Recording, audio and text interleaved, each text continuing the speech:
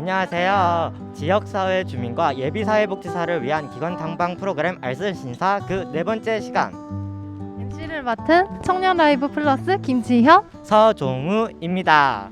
오늘 소개할 기관은 광주광역시 광산구 상무대로에 위치한 광산구 정신건강복지센터입니다. 광산구 정신건강복지센터는 광산구 지역의 정신건강관리체계를 구축하여 지역 주민들에게 정신건강 증진 및 예방, 치료 연계, 재활 서비스를 제공하고 있는 기관입니다. 광산구 정신건강복지센터가 어떤 곳인지 자세히 알아보기 위해 본격적인 기관 탐방을 시작해 보도록 하겠습니다. 네, 기관 내부로 들어왔습니다. 내부 시설 탐방 전에 오늘 탐방을 함께 해주실 담당자님을 소개하도록 하겠습니다. 안녕하세요. 네, 안녕하세요. 저는 광산구 정신건강복지센터의 상임팀장 정미희입니다. 반갑습니다. 첨단 사회복지관 소속 청년 라이브 플러스 김지현입니다. 네, 저희와 함께 해주실 담당자님의 소개를 들어봤는데요.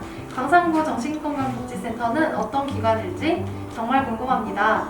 그럼 담당자님과 함께 내부 탐방을 시작해 보도록 하겠습니다.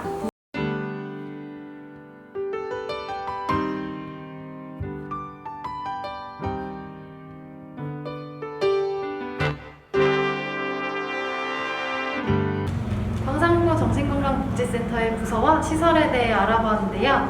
내부 탐방을 하니 광산구 정신건강복지센터가 어떤 곳인지 조금 더 잘 알게 된 것 같습니다. 자, 그렇다면 이제 광산구 정신건강복지센터에 대해 촘촘히 알아가는 인터뷰 시간으로 넘어가도록 하겠습니다.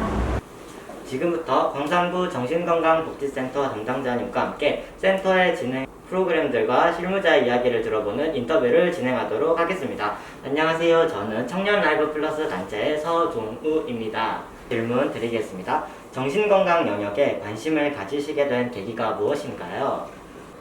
저 같은 경우에는 좀 병원에서 오랫동안 일을 했었어요. 그래서 이제 병원에서 일하면서 실제 이제 다른 파트에서 근무를 하다가 이제 정신과 파트에서 일을 하다 보니까 제가 이제 그 케어해야 되는 대상자들이 이제 정신질환 대상자였던 거죠. 그래서 이제 이분들에 대해서 조금 더 좀 관심도 있었고 더 깊이 알고 싶어서 이제 정신건강 분야에 대해서 좀 공부를 하게 됐던 부분이 있고요. 또 이제 교양 수업 때 들었던 정신분석 이론 부분이 좀 흥미로웠었고 좀 관심이 많아서 정신건강 영역에 대해서 조금 공부를 하게 되면서 지금 이렇게 일을 하게 된 것 같아요. 네, 질문 드리도록 하겠습니다. 광산구 정신건강복지센터에서 운영하는 집단 프로그램은 무엇을 중점으로 진행되나요? 네, 저희 센터에는 실제 이제 중증 정신질환자 관리 사업을 하고 있습니다. 그래서 중증 정신질환자 대상자분들이 센터에 나오셔서 주간재활 프로그램이라는 재활 프로그램을 받고 계시거든요. 그래서 저희가 지금 주간재활 프로그램 햇살 나눔터를 운영하고 있고요. 중요한 것은 이 중증 정신질환자분들의 어떤 그 사회재활이라든지 이런 재활 프로그램들을 중점적으로 하고 있다는 점이에요. 그래서 뭐 그 외에 또 아우팅이라든지 여가 프로그램 또 다양하게 운영하고 있고요. 또 이제 가족들을 위해서 가족교육도 한 달에 한 번씩 운영하고 있습니다. 그래서 주간재활 프로그램 뭐 내용은 뭐 여가 프로그램도 있고 지금 저희가 그 프로그램들이 있는데 뭐 기체조화 명상이라든지 뭐 미술 치료 또 마음 테라리움이라고 해서 그 원해 치료 프로그램이라든지 또 회복을 위한 자기 관리 프로그램 WSM이라고 해서 이런 재활 프로그램들도 운영을 하고 있고요. 또 아까 말했던 것처럼 아우팅이라든지 뉴스포츠라든지 뭐 이런 센터 내에 대체 프로그램들 영화를 관람한다든지 이제 이런 프로그램들을 주로 진행하고 있습니다. 질문 드리도록 하겠습니다. 정신건강 사회복지사는 사회복지사 1급 자격증과 함께 다른 과정이 필요한 것으로 알고 있는데 그 과정을 자세하게 알고 싶습니다.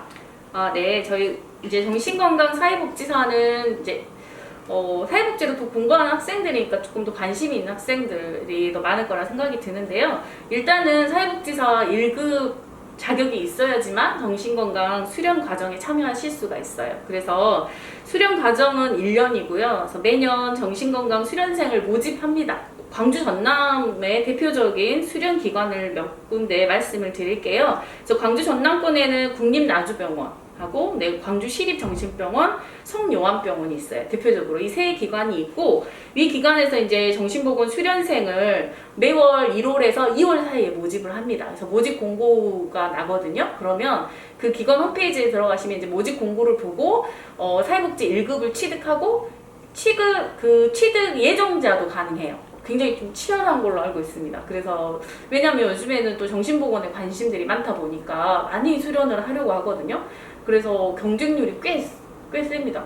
그래서 이제 수련을 1년 동안 받고 그 수련 과정을 거쳐서 시험을 또 치르게 돼요. 그래서 정신보건 사회복지사 시험을 치르고 나서 합격을 하셔야지만 정신보건 전문요원 2급이 합격이 되는 거거든요.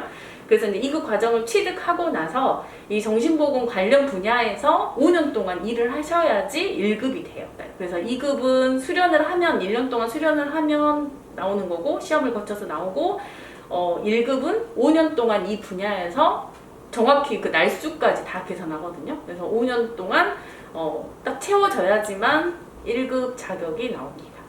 질문 드리도록 하겠습니다. 정신건강 사회복지사로서 가장 뿌듯하거나 행복했던 기억이 있으신가요? 이제 센터는 제가 아까 말씀드렸던 것처럼 중증 정신질환자 관리 사업도 하지만, 요즘에는 이제 우리나라가 자살률 1위잖아요. 다 알고 계시죠? 그런 것처럼 이제 실제 자살을 시도하는 분에 대한 응급 개입도 하고 있어요. 센터에서. 그러다 보니까 이게 보람이나 뿌듯했다라기보다는 이제 우리가 하는 일이니까 어찌됐든 우리가 사람을 살리는 일을 하는 거잖아요. 자살 정말 현장에서 자살 시도의 그 현장에 직접 개입이 되기 때문에 이제 그런 자살을 시도하는 사람들을 살리는 일을 하다 보니까 저희가 현장에서 직접 가서 정말 제가 들었을 때도 나라도 이런 상황이면 죽고 싶었을 것 같다라는 상황들이 있어요. 실제 그렇지만 그 상황에서도 삶의 의미를 찾고 이 사람을 살려내야 되는 게 또 우리의 업이기도 하거든요.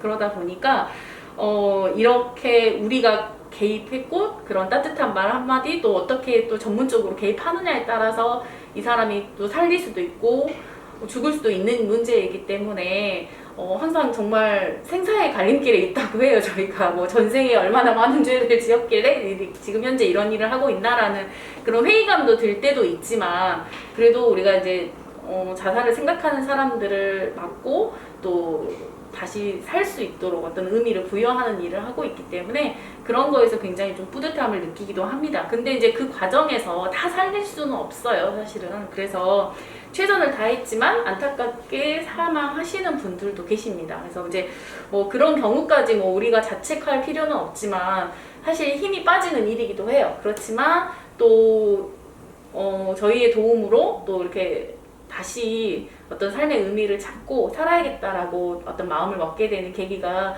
됐다라고 하는 그런 분들을 볼 때 좀 더 뿌듯한 것 같습니다. 네.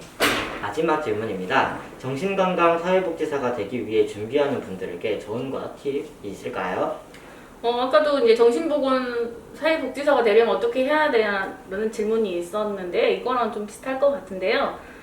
가장 먼저는 어떤 조건을 갖춰야겠죠, 자격. 그래서 사회복지사를 먼저 취득하시고 그 다음에 이제 수련 과정을 좀 겪으시고요. 마음가짐은 그런 것 같아요. 이제 편견을 진짜 없애고 그런 좀 긍정적인 시선으로 좀 바라봐 줄 수 있는 것들, 그런 마음가짐이 제일 중요하지 않을까라는 생각을 해봅니다. 네. 인터뷰에 응해주셔서 정말 감사합니다. 네, 감사합니다. 지금까지 광산구 정신건강복지센터 기관 라운딩 및 인터뷰를 마치겠습니다.